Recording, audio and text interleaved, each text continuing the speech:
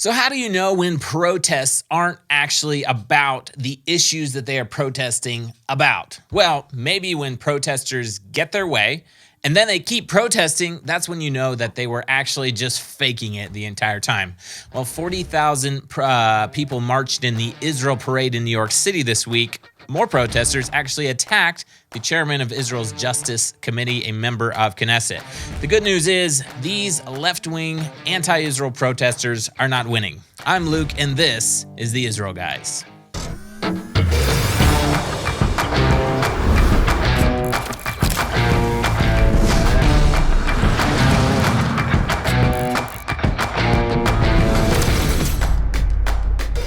Hello and welcome to the Israel Guys, where we believe that in a world of anti-Israel propaganda and Jew hatred, you should have a direct connection to the land and people of Israel. Guys, go ahead and hit subscribe and notifications if you haven't already. And I personally I love it when you guys drop comments. If you're a new listener, a new viewer, or if you just want to weigh in about the issues that we're discussing on the show today. Today, we're talking about protests that have been going on about Israel's judicial reform for the past 5 months. And not really slowing down. In fact, they are showing their true colors when they get their way, and then they keep protesting and sometimes even get very violent. We're talking about violence and attacks in New York City. At the end of the show, we'll finish off with our outrage of the day. We're talking about Iran being named to a top international body position. Won't give it away. You got to listen to the end of the show. And some really good news for Israel's Aliyah, new immigrants moving to the state of Israel. Guys, if you are making plans to come to Israel, or if you're interested in coming to Israel and you want to go past the tour bus, check out all of our upcoming volunteer programs at serveisrael.com/volunteer. Link down in the description below. Next week, we have about 25 young people coming from around the world to join us for our special ops program. We also have the grape harvest coming up, which is almost full, by the way. It's a big family season. One of the trips is full. The other one is getting full. But we have tree planting, Heartland Experience tours coming up in October, November. Make sure to check those trips out at serveisrael.com. So I was interesting because you guys probably know, if you've been following news about Israel, that anti-judicial reform protests have been going on since the new government was sworn in January. But I realized something. How do you know that protests and anti-issues, anything that's like anti a certain issue, are not actually about those issues? Stick with me here. It sounds like a tongue twister, but it's actually not. Because when a certain side, be it left wing, right wing, whatever it is, when hundreds or thousands or tens of thousands of people come together multiple times to protest a certain issue and make their voice heard, and then they get their way. The other side capitulates, or they compromise, or they agree to pause things. And then what happens? They keep protesting. If you're American, this might sound familiar from a couple of years ago. Not going to get into it. Don't have time today. But you guys know what I'm talking about. They get their way, and then they keep protesting, and sometimes it gets even worse, or they turn violent. Well, that's exactly what has been happening, because in January, Israel's new right-wing government was sworn in. One of their main legislative issues was reforming Israel's judicial system. Well, the left-wing voters in Israel didn't like that at all. They immediately started protesting. Protests got really massive. We're talking about tens of thousands, sometimes more than 100,000 people protesting every single weekend. And their claim is that this is the end to Israeli democracy, even taking it so far that international governments and well-known leaders, activists, lawyers, people are confronting Israel saying, you can't do this. This is the end to Israeli democracy. Well, in case you don't know what I'm talking about, here's basically a 30-second snapshot of Israel's plan to overhaul their judicial system. For the past 30 years, the judicial system, the judiciary in Israel, has had a stranglehold over the rest of the government. And we're talking about things like the Supreme Court can veto and overturn certain legislation if they disagree with it, or if they think that it doesn't, it's not good. They can just overturn it. They can make decisions on whether or not homes should be bulldozed or destroyed. Jews should be evicted from land and land disputes in Judea and Samaria. Typically, they've sided more with Arabs, Palestinian Arabs, and left-wing activists when it comes to these types of disputes. And current Supreme Court justices have complete control over selecting new justices. So instead of being like a democratic system where justices are either voted in or they're chosen by the majority government, the coalition government, like America is, current justices just choose new justices. It's a little more complex than that, but basically they have the majority vote when it comes to choosing new justices. So basically, once the court was left-wing, there's no way to actually bring right-wing justices onto the bench ever at all. And there's more to the judicial reform proposed plan, but those are kind of some of the nuts and bolts. Those are some of the big things. This is what Israel's right-wing government is trying to overhaul. But although the opposite could not be more true, left-wing protesters they're claiming those things that I just told you that Israel's trying to overhaul are the end to Israeli democracy. And even international governments have begun warning Israel against pushing this issue forward. We're talking about the United States included is warning Israel against enacting this judicial reform plan or even any part of it, even though a lot of those things that I just told you about would make Israel's system much more like the United States. The way they want to reform the Supreme Court, for example, they want to make it a lot more like the United States Supreme Court, which, contrary to what everybody believes, this would actually increase democracy in Israel because currently the Supreme Court acts like a dictatorship, and much of the judicial system is more like a dictator reigning over the rest of Israel's government, and many times they can't get legislation passed through, and the legislature can't act properly. Even though millions of people may have voted for certain people and certain issues, they can't put those issues forward because the judicial system comes in like a stranglehold and they rule over them like a dictator. So anyways, after months of protests and threats from the left-wing parties, Israel's government announced that they would actually pause the judicial reform process and that they invited everybody to sit down and have discussions, and they would be willing to compromise on certain issues. Well, guess what? The protests continued because that's not what it was ever about at all. These protests are more about the right-wing conservative government that is currently in the coalition in Israel. Left-wingers just don't like the government. So they're making this issue, the big issue, to try and protest the government that's sitting in power. By the way, I also want to say, it's much harder to activate the right-wing side in Israel. By the way, if you're hearing background noise, we got like trucks going by outside. So sorry about that. But we're here live in the studio on the Mount of Blessing. But I want to say, by the way, it's much harder. This seems to be across the board. I think in America as well. It's harder to activate right-wing voters than it is left-wing voters. They seem to be more passive until it reaches a certain point, right? And then that's kind of like the snapping point. On April 27th, about 400,000 right-wing voters came together to a massive protest in Jerusalem, a peaceful protest, to actually protest in support of the judicial reform process. So this is not, when you hear about tens of thousands or hundreds of thousands of people protesting the reform process, this is not all of Israel. This is not even the majority. This is this is the minority. How we know that? Because they didn't actually vote in left-wing politicians, right? Left-wing voters didn't have enough votes to vote in a left-wing politicians to make a coalition. But guess what? The right-wing voters in Israel, once they finally had enough and they came together, 400,000 people in support of the judicial reform plans. Those are just the people that came together in one group in Jerusalem. Our friends at Blessed by Israel ship the beautiful products of small businesses and families from Israel's heartland to people all around the world. You can now buy the wonderful tastes, smells, and goodness of the Promised Land. Check out the amazing extra virgin olive oil, savory spices, cosmetics, hand creams, soaps, lotions, chocolate, coffee, and much more. The best part about this is that at the same time as you enjoy the goodness of the land of Israel, you are also blessing the faithful pioneers who are restoring and rebuilding Judea and Samaria. That's right, your purchases are an effective way to contribute to the strengthening of Israel. So head over to blessedbuyisrael.com or click the link down in the description below to buy the wonderful products of Israel's heartland and support the pioneers of Judea and Samaria. You make your purchase online and they are shipped directly to your door. It's that easy. Again, go to blessedbuyisrael.com or click the link down in the description below.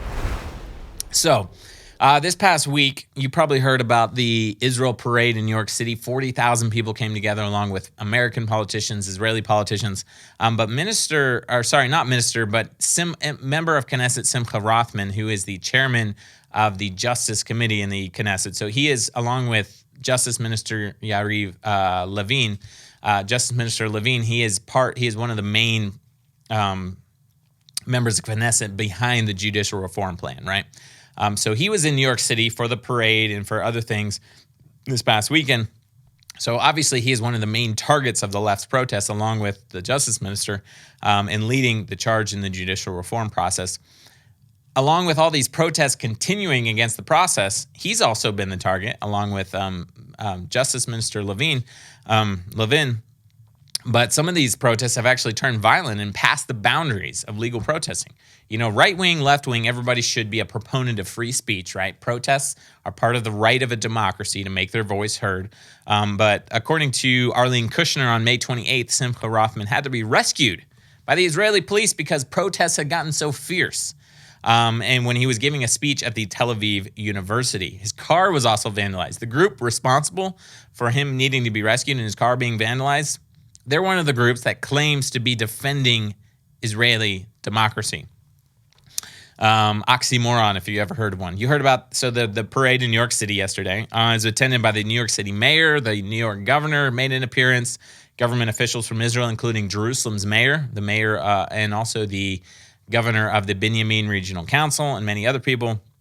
So, member of Knesset, Simcha Rothman, he was also in the city, and there were several times when protesters actually tracked him down and all but attacked him, whether verbally or physically. One of the incidents was he was spotted on a park bench in New York City. We can put a photo up of the actual photo. Was someone took his photo, put it on a WhatsApp group, one of these protest WhatsApp groups, and then called people and said, "Come here now. We're here. We're gathering. Simcha Rothman is here." And they put his address. They put the physical address of the location along with his photo.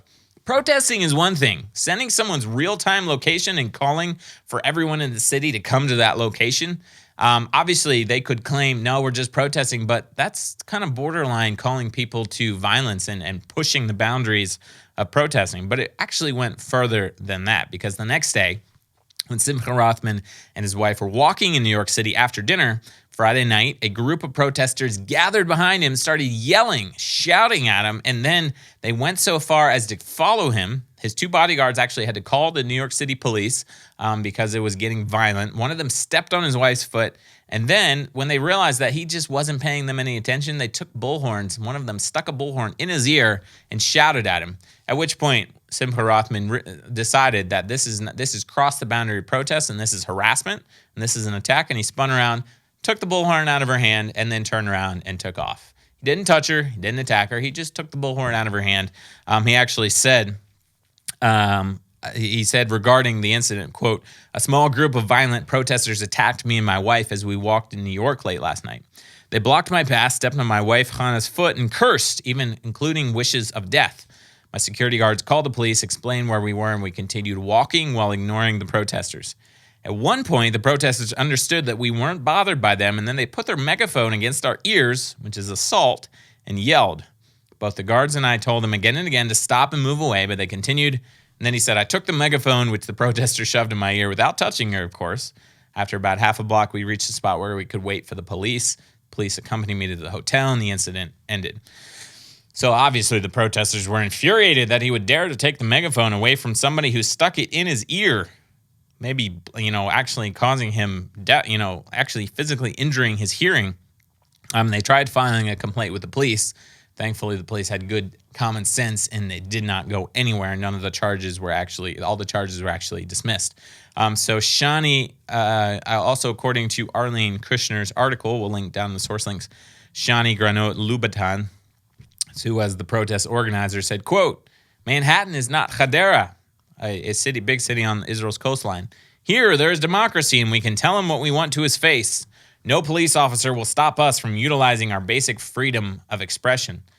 I don't know where she comes from or where she got her definition of common sense and her definition of freedom of democracy.